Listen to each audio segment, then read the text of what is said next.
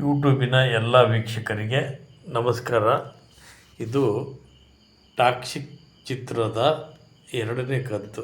ಮೊದಲ ಕಂತಿನ ಯಶಸ್ವಿಯ ನಂತರ ಇದು ಎರಡನೇ ಕಂತನ್ನು ಮಾಡ್ತಾ ಇದ್ದೀವಿ. ಈಗ ಇವತ್ತು ಗುರುವಾರ ಒಂದು ದಿನ ಆಗಿದೆ ಚಿತ್ರ ರಿಲೀಸ್ ಆಗಿ. ಅಭಿಪ್ರಾಯ ಮಿಕ್ಸ್ ಬಂದಿದೆ. ಅಂದರೆ 80% ಯಶಸ್ವಿ, 20% ನೆಗೆಟಿವ್ ಪಾಯಿಂಟ್ಸ್ ಇದೆ ಅದರಲ್ಲಿ ಚಿತ್ರದಲ್ಲಿ ಅಂತ. ನೆಗೆಟಿವ್ ಪಾಯಿಂಟ್ಸ್ ಏನೇನಿದೆಯಪ್ಪ ಅಂತ ಕಾಮೆಂಟ್ಸ್ ಬಂದಿದೆ ಅಂದರೆ, ಇದು ಸೆಕ್ಸ್ ಸ್ವಲ್ಪ ಜಾಸ್ತಿ ಆಯಿತು, ಸೆಕ್ಸ್ ಅಂತ ಹೇಳೋಕ್ಕಲ್ಲ, ಅದನ್ನು ಎಕ್ಸ್ಪೋಸ್ ಸ್ವಲ್ಪ ಜಾಸ್ತಿ ಆಯಿತು ಅನ್ನೋ ಕಾಮೆಂಟ್ಸು. ಆಮೇಲೆ ಇದೆಲ್ಲ ನಿನಗೆ ಬೇಕಾ ಅನ್ನೋ ಒಂದು ಕಾಮೆಂಟ್ಸ್ ಎಲ್ಲ ಬಂತು. ಇದನ್ನು ನಾವು ಒಪ್ಪಲ್ಲ. ಇದನ್ನು ಈ ಟಾಕ್ಸಿಕ್ ಚಿತ್ರನ ತೆಗೆದಿರೋದು ಹಾಲಿವುಡ್ ಪಿಕ್ಚರ್ ರೇಂಜ್ಗೆ, ಅಂದರೆ ಅವ್ರ ಲೆವೆಲ್ಗೆ ತೆಗೆದಿರೋದ್ರಿಂದ ಈ ಕಾಮೆಂಟ್ಸ್ಗಳನ್ನೆಲ್ಲ ನೆಗ್ಲೆಕ್ಟ್ ಮಾಡಲೇಬೇಕಾಗತ್ತೆ. ಇದನ್ನು ಗಣನೆಗೆ ತೆಗೆದುಕೊಳ್ಳೋಕ್ಕಾಗಲ್ಲ. ಇದು ಆ ಸ್ಟ್ಯಾಂಡರ್ಡಿಗೆ ಮಾಡಿದ್ದಾರೆ. ಪ್ರಪಂಚದ ಚಿತ್ರ ಪ್ರೇಮಿಗಳಿಗೋಸ್ಕರ ಮಾಡಿರುವಂಥ ಚಿತ್ರ ಇದು. ಸೊ ಅದು ನೆಗೆಟಿವ್ ಪಾಯಿಂಟ್ಸನ್ನ ಇದನ್ನು ನೆಗ್ಲೆಕ್ಟ್ ಮಾಡಲೇಬೇಕು. ಹಂಗಾಗಿ ಇದು 100% ಯಶಸ್ವಿ ಚಿತ್ರ ಅಂತ ನಾವು ಅನ್ಕೋಬೋದು, ಘೋಷಣೆಯನ್ನು ಮಾಡ್ಬೋದು. ಮತ್ತು ಈ ವರ್ಷದ ಪ್ರಥಮ ಭಾರತೀಯ ಚಿತ್ರರಂಗದಲ್ಲೇ ಪ್ರಥಮ ಯಶಸ್ವಿ ಚಿತ್ರ, ದಾಖಲೆ ಮಟ್ಟದಲ್ಲಿ ಹಣವನ್ನು ಗಳಿಸ್ತಾ ಇದೆ.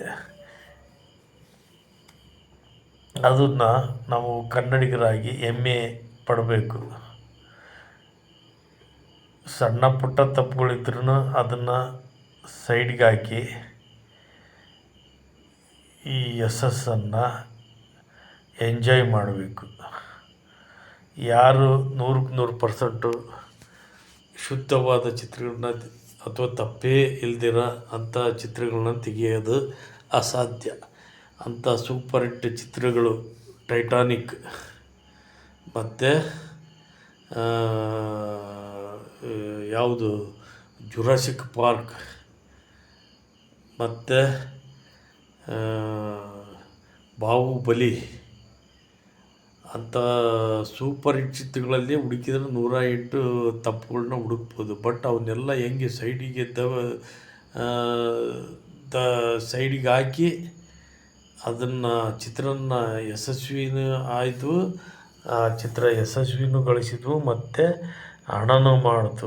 ಅದೇ ರೀತಿ ಇದು ಅಷ್ಟೇ. ಸಣ್ಣ ಪುಟ್ಟ ತಪ್ಪುಗಳಿದ್ರೆ ಅದನ್ನು ಸೈಡಿಗೆ ಹಾಕಿ ಚಿತ್ರನ ಯಶಸ್ವಿಗೊಳಿಸಿದರೆ ಭಾರತೀಯ ಚಿತ್ರರಂಗದ ಪ್ರೇಕ್ಷಕರು, ಪ್ರಪಂಚದ ಚಿತ್ರರಂಗದ ಪ್ರೇಕ್ಷಕರು ಅಂತ ಆಸ್ಟ್ರೇಲಿಯಾ, ಅಮೇರಿಕದಲ್ಲಿ ನಮ್ಮ ಕನ್ನಡದ ಅವತರಣಿಕೆ ಕನ್ನಡ ವರ್ಷನ್ ಚಿತ್ರ ರಿಲೀಸ್ ಆಗಿದೆ ಅಂದರೆ ಅದನ್ನು ಆ ಹೆಮ್ಮೆ, ಒಂದು ಸಂತೋಷವನ್ನು ಎಲ್ಲ ಕನ್ನಡಿಗರು ಪಡಬೇಕು. ನಮ್ಮ ಇಂಡಿಯಾದಲ್ಲಿ ಆಂಧ್ರ, ತಮಿಳುನಾಡು, ಮಹಾರಾಷ್ಟ್ರದಲ್ಲಿಯೇ ನಮ್ಮ ಕನ್ನಡ ಚಿತ್ರ ರಿಲೀಸ್ ಆಗದಿರೋಂಥ ಪರಿಸ್ಥಿತಿ ಇದ್ದಂಥ ಟೈಮನ್ನು ನಾವು ನೋಡಿದ್ದೀವಿ. ಈಗ ನಮ್ಮ ಅಕ್ಕಪಕ್ಕ ರಾಜ್ಯಗಳು ಅಲ್ಲದೇ ಪ್ರಪಂಚದಾದ್ಯಂತ ಬೇರೆ ದೇಶಗಳಲ್ಲೂ ನಮ್ಮ ಈ ಚಿತ್ರ ರಿಲೀಸ್ ಆಗ್ತಾ ಇರೋದನ್ನು ಮುಕ್ತ ಮನಸ್ಸಿನಿಂದ ಮುಕ್ತವಾಗಿ ಸಂತೋಷ ಪಡುವಂಥ ಸಮಯ ಇದು. ಇದರಲ್ಲಿ ಹುಡುಕೋದು ತಪ್ಪಾಗುತ್ತೆ. ಮತ್ತು ಬೆಳೀತಾ ಇರೋ ಮನುಷ್ಯನಿಗೆ ಎಷ್ಟು ಸಾಧ್ಯ ಆಗುತ್ತೋ ಅಷ್ಟು ಎಂಕರೇಜ್ ಮಾಡಬೇಕು. ಇನ್ನೇನು ಹಣಕಾಸು ಬೇರೆ ಸಹಾಯ ಮಾಡಿ ಅಂತಲ್ಲ, ಸದ್ಯಕ್ಕೆ ಎಂಕರೇಜ್ ಮಾಡಿ, ಬರೀ ಖುಷಿಪಡಿ ಸಾಕು. ಹೀಯಾಳಿಸ್ದೇನೆ ಖುಷಿಪಟ್ಟರೆ ಅಷ್ಟೇ ಸಾಕು. ಅವನು ಬೆಳೀತಾ ಹೋಗ್ತಾನೆ. ಅಷ್ಟಾದರೂ ನಾವು ಮಾಡ್ಬೋದಲ್ವ. ನಮ್ಮ ಮುಂದೆ ಬೆಳೆದಂಥ ಹುಡುಗರು ಇವತ್ತು ಯಶಸ್ಸಿನ ಉತ್ತುಂಗಕ್ಕೆ ಏರಿ ನಮ್ಮ ದೇಶಾದ್ಯಂತ ಹೆಸರು ಮಾಡಿ ಈಗ ಪ್ರಪಂಚದಾದ್ಯಂತ ಹೆಸರು ಮಾಡೋಕ್ಕೆ ಹೋಗ್ತಾ ಇದ್ದಾರೆ ಅಂದರೆ ಅದನ್ನು ಮನಸಾರೆ ಖುಷಿ ಪಡುವಂಥ ಕೆಲಸ ನಮ್ಮ ಎಲ್ಲ ಕನ್ನಡಿಗರಿಂದನೂ ಆಗಬೇಕು.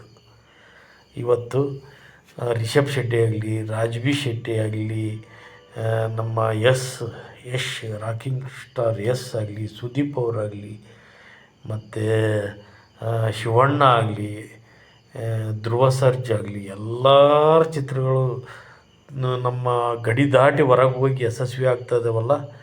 ಈ ಒಂದು ಸಮಯವನ್ನು ಖುಷಿ ಪಡಬೇಕು ಮತ್ತು ಖುಷಿ ಪಡೋಣ.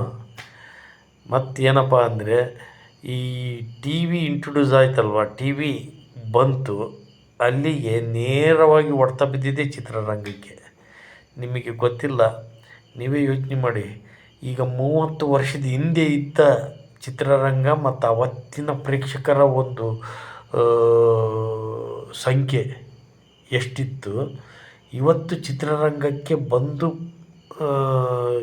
ಚಿತ್ರವನ್ನು ನೋಡುವಂಥ ಪ್ರೇಕ್ಷಕರ ಸಂಖ್ಯೆ ಎಷ್ಟಿದೆ?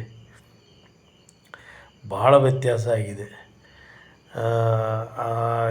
ಟಿ ವಿ ಬಂದು ದಿನ ಧಾರಾವಾಹಿಗಳು 35ರಿಂದ 40 ಧಾರಾವಾಹಿಗಳು ಈ ಟಿ ವಿಯಲ್ಲಿ ಪ್ರಸಾರ ಆಗ್ತವೆ. ಅದರ ನೇರ ಹೊಡೆತ ಬಿದ್ದಿದ್ದೇ ಚಿತ್ರರಂಗಕ್ಕೆ. ನಮ್ಮ ಕನ್ನಡ ಅಂತಲ್ಲ, ಇಡೀ ನಮ್ಮ ಭಾರತ ಚಿತ್ರರಂಗಕ್ಕೆ ಅದರ ನೇರ ಹೊಡೆತ ಬಿತ್ತು. ಅದನ್ನು ಎಲ್ಲರೂ ಒಪ್ಕೊಳ್ಳೇಬೇಕಾದಂಥ ವಿಚಾರ. ಇತ್ತೀಚೆಗೆ ಈಗ ಒಂದು 4-5 ವರ್ಷದಿಂದ ಚಿತ್ರರಂಗ ಚೇತರಿಕೆ ಕಂಡು ಮತ್ತೆ ಆ ಟಿ ವಿಯನ್ನು ಮೀರಿ ಆ ಜನ ಚಿತ್ರರಂಗಕ್ಕೆ ಬಂದು ಚಿತ್ರವನ್ನು ನೋಡುವಂಥ ಒಂದು ಸನ್ನಿವೇಶ ಸೃಷ್ಟಿ ಆಗ್ತಾಯಿದೆ. ಅದನ್ನು ಚಿತ್ರರಂಗದ ಪರವಾಗಿ ಪ್ರತಿಯೊಬ್ಬರೂ ಅದನ್ನು ಉತ್ತೇಜಿಸಬೇಕು. ಆ ನಿಟ್ಟಿನಲ್ಲಿ ಇತ್ತೀಚೆಗೆ ಒಂದು 3-4 ವರ್ಷದಿಂದ ಕಾಂತಾರ, KGF, ಮತ್ತು ರಾಜ್ಬಿ ಶೆಟ್ಟಿ ಅವ್ರದ್ದು ಸೂ ಫ್ರಮ್ ಸೂ, ಅವರು ಕೆಲವೊಂದು ಚಿತ್ರಗಳು ಯಶಸ್ವಿಯಾಗಿ ಚಿತ್ರರಂಗಕ್ಕೆ ಮತ್ತೆ ಪ್ರೇಕ್ಷಕರು ಬಂದರು.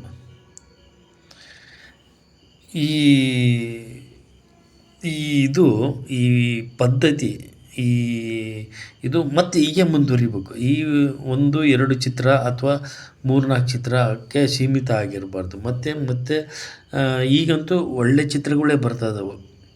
ಈಗ ಯಾರಿಗೂ ಏನು ಕಡಿಮೆ ಇಲ್ಲ ಅನ್ನೋ ಲೆವೆಲ್ಗೆ ಕನ್ನಡ ಚಿತ್ರರಂಗ ಚಿತ್ರಗಳನ್ನ ಕೊಡ್ತಾಯಿದೆ. ಆ್ಯಕ್ಚುಲಿ ಈಗ ಒಂದು 4-5 ವರ್ಷದಿಂದ ಇದು ಹೆಂಗಪ್ಪ ಅಂದ್ರೆ ಹಾಲಿವುಡ್ ಲೆವೆಲ್ಗೆ, ಬರೀ ನಮ್ಮ ಬಾಲಿವುಡ್ ಲೆವೆಲ್ಗೆಲ್ಲ, ಈಗ ಹಾಲಿವುಡ್ ಲೆವೆಲ್ಲಿಗೆ ಕಾಂಪಿಟೇಷನ್ ಮಾಡಿ ಚಲನಚಿತ್ರವನ್ನು ತಯಾರಿಸಲೇಬೇಕಾದಂಥ ಪರಿಸ್ಥಿತಿ ಇದೆ. ಅದನ್ನು ಇವಾಗ ಮಾಡ್ತಾ ಇದ್ದಾರೆ. ಸೊ ನಾವು ಕನ್ನಡಿಗರಾಗಿ ನಮ್ಮ ಚಿತ್ರರಂಗದ ಬಗ್ಗೆ ಸ್ವಲ್ಪ ಮುತುವರ್ಜಿ ವಹಿಸುವಂಥರಾಗಿ ನಮ್ಮ ಭಾಷೆ, ನಮ್ಮ ಸಂಸ್ಕೃತಿ ಬೆಳಿಬೇಕು ಅಂದರೆ ಇದು ಒಂದು ಬೆಳಿಲೇಬೇಕು, ಉಳಿಲೇಬೇಕು. ಸೊ ಕೆಟ್ಟ ಚಿತ್ರ ಬಂದರೆ ಬೇಡ ಬಿಡಿ, ಒಳ್ಳೆ ಚಿತ್ರ ಬಂದಾಗ ಎಂಕರೇಜ್ ಮಾಡಬೇಕು. ಅದು ಈ ಟಾಕ್ಸಿಕ್ ಈ ಜನಸಂದಣಿ ನೋಡಿದಾಗ ನಮಗೆ ನಿಜವಲ್ಲೂ ಆ ನೆನಪು ಬರ್ತಾಯಿದೆ. ಮತ್ತು ನಾನು ನನ್ನ ಸ್ವಂತ ಎಕ್ಸ್ಪೀರಿಯನ್ಸ್ ಮೇಲೆ ಹೇಳ್ಬೇಕು ಅಂದರೆ, ನಾವೆಲ್ಲ ಈಗ ಒಂದು 30 ವರ್ಷದ ಹಿಂದೆ, 30-35 ವರ್ಷದ ಹಿಂದೆ ರಾಜ್ಕುಮಾರ್, ವಿಷ್ಣುವರ್ಧನ್, ಅಂಬರೀಷ್ ಕಾಲ ಏನಿತ್ತಲ್ವ, ಆವಾಗ ಬ್ಲಾಕ್ ಟಿಕೆಟ್ ನೋಡ್ತಾಯಿದ್ವಿ. ಬ್ಲಾಕ್ ಟಿಕೆಟ್ ಮಾರೋದನ್ನು, ಬ್ಲಾಕ್ ಟಿಕೆಟ್ ಮಾರಿ ಜೀವನ ನಡೆಸೋರು ಒಂದು ಗುಂಪೇ ಇತ್ತು. ಅದು ಸನ್ನಿವೇಶ ಅವಾಗ ನೋಡ್ತಾಯಿದ್ವಿ. ಯಾವಾಗ ಈಗ ಒಂದು 30 ಇಯರ್ಸ್ ಈ ಟಿ ವಿ ಎಂಟ್ರಿಯಿಂದ ಏನಾಯಿತು, ಅದು ಬಂದ ಮೇಲೆ ಚಿತ್ರರಂಗ ತುಂಬ ಪ್ರಶ್ನೆ ಅಲ್ಲ, ಅರ್ಧ ಸಹಿತ ತುಂಬಂಗಿಲ್ಲ. ಇನ್ನು ಬ್ಲಾಕ್ ಟಿಕೆಟ್ ಎಲ್ಲಿಂದ ಬಂತು? ಅದು ನಾನು ಈ ಟಾಕ್ಸಿಕ್ ಈ ಚಿತ್ರದಲ್ಲಿ ಬ್ಲಾಕ್ ಟಿಕೆಟ್ ಮಾರೋದು ನೋಡಿ ನನಗೆ ನೆನಪು ಬಂತು. ಈ ಆಸಕ್ತಿ ಇದು ಒಂದೇ ಚಿತ್ರಕ್ಕಲ್ಲ, ಮುಂದೆ ಬರುವಂಥ ಎಲ್ಲ ಒಳ್ಳೊಳ್ಳೆ ಚಿತ್ರಗಳಿಗೆ ಮುಂದುವರಿಲಿ. ಮತ್ತು ಪ್ರೇಕ್ಷಕರು ಸಹಿತ ಚಿತ್ರಮಂದಿರಕ್ಕೆ ಬಂದು ಚಿತ್ರವನ್ನು ವೀಕ್ಷಣೆ ಮಾಡಿ, ಏನೇ ಅಂದರೂ ಥಿಯೇಟ್ರಲ್ಲಿ ನಾವು ನೋಡಿ ಅದು ಖುಷಿ ಪಡೋಂಥ ಖುಷಿನೇ ಬೇರೆ. ನಾವು ಟಿ ವಿಯಲ್ಲೋ ಮೊಬೈಲಲ್ಲೋ ನೋಡಿದರೆ ಅದು ಏನು ಅನಿಸುತ್ತೆ ಏನೋ ಅದೇನಂತಾರಲ್ಲ ನ್ಯಾಮಕವಸ್ತೆ ಏನೋ ಊಟ ಮಾಡಬೇಕು ಅಂತ ಊಟ ಮಾಡಿರ್ತೀವಲ್ಲ ಆ ಥರ ನಿಜವಲ್ಲೂ ಆಸ್ವಾದಿಸಿ ಊಟ ಮಾಡೋ ಒಂದು ಫೀಲಿಂಗ್ ಬರಬೇಕು. ಒಂದು ಆ ಒಂದು ರುಚಿ ಸಿಗಬೇಕಂದ್ರೆ ಚಿತ್ರರಂಗ ಸಿನಿಮಾ ನೋಡಿದ್ದ ಒಂದು ಖುಷಿ ಸಿಗ್ಬೇಕಂದ್ರೆ ಅದು ಚಿತ್ರರಂಗದಲ್ಲಿ ಕೂತ್ಕೊಂಡು ಸಿನಿಮಾ ನೋಡಿದರೆ ಅದೇನು ಖುಷಿ ಸಿಗುತ್ತೆ ಅದನ್ನು ಅನುಭವಿಸ್ಬೇಕು. ಆವಾಗಲೇ ಅದು ಖುಷಿಯನ್ನು ಪಡೋದಕ್ಕಾಗುತ್ತೆ. ನಾವು ಮೊಬೈಲಲ್ಲಿ ಹಿಂಗೆ ನೋಡೋದು ಅದೇನು ಖುಷಿ ಸಿಗುತ್ತೆ? ಟಿ ವಿಯಲ್ಲಿ ನೋಡೋದು, ಟಿ ವಿಯಲ್ಲಿ ಏನು ಖುಷಿ ಸಿಗುತ್ತೆ? ಈ ಜನಗುಂಪಲ್ಲಿ ಥಿಯೇಟ್ರಲ್ಲಿ ಏನು ನೋಡ್ತೀವಲ್ವ ಆ ಖುಷಿನೇ ಬೇರೆ. ಅದು ಮತ್ತೆ ಮುಂದುವರಿಲಿ, ನಮ್ಮ ಚಿತ್ರರಂಗ ಬೆಳೀಲಿ, ಮತ್ತು ಎಲ್ಲ ಕಲಾವಿದರಿಗೂ ಒಂದು ಈ ಒಂದು ಅಭಿಮಾನಿಗಳ ಅಭಿಮಾನ ಸಿಗಲಿ ಅಂತ ಆಸೆ ಪಡೋಣ. ಮತ್ತು ನಿಜವಾಗ್ಲೂ ಯಶ್ ಅವರ ಈ ಚಿತ್ರ ಭಾಳ ತುಂಬ ಚೆನ್ನಾಗಿದೆ. ಮತ್ತು ಎಲ್ಲ ಪ್ರೇಕ್ಷಕರು ಬನ್ನಿ ನೋಡಿ ಆಶೀರ್ವದಿಸಿ ಮತ್ತು ಕನ್ನಡಿಗರಾಗಿ ಹೆಮ್ಮೆ ಪಡಿ. ಪ್ರಪಂಚದಾದ್ಯಂತ ಇವತ್ತು ದಾಖಲೆಯನ್ನು ಸೃಷ್ಟಿ ಮಾಡಿದೆ. ಅದನ್ನು ಮುಕ್ತ ಕಂಠದಿಂದ ನಾವೇ ಹೊಗಳ್ಬೇಕು. ನಾವು ಕನ್ನಡಿಗರಾಗಿ ನಾವೇ ಹೆಮ್ಮೆ ಪಡೆದಿದ್ದರೆ ಮತ್ತು ಬೇರೆ ಬೇರೆ ಭಾಷೆಯವರು ಇನ್ನೇನು ಮಾಡೋದಕ್ಕೆ ನಮ್ಮನ್ನು ನೋಡಿ ಅಣಗಿಸೋವಂಥ ಅಂಥ ರೀತಿ ಆಗುತ್ತೆ. ಅದು ಬೇಡ. ನಾವು ನಮ್ಮ ಕನ್ನಡಿಗರಿಗೆ, ನಮ್ಮ ಹುಡುಗರಿಗೆ, ನಮ್ಮ ಮುಂದೆ ಬೆಳೆದಂಥ ನಮ್ಮ ಹೀರೋಗಳಿಗೆ ನಾವು ಬೆನ್ತಟ್ಟುವಂಥ ಕೆಲಸ ಮಾಡಬೇಕು. ಆ ಕೆಲಸ ಮಾಡೋಣ. ನಿಜವಾಗ್ಲೂ ತುಂಬ ಚೆನ್ನಾಗಿದೆ ಪಿಕ್ಚರು. ಮತ್ತು ಇನ್ನೂ ಇದರ ಮುಂದಿನ ಕಂತನ್ನು ಮಾಡೋಣ ಅನ್ನೋದಂತೂ ಇದೆ. ನೋಡಿ ಎಷ್ಟು ಜನ ಅಭಿಮಾನಿಗಳು.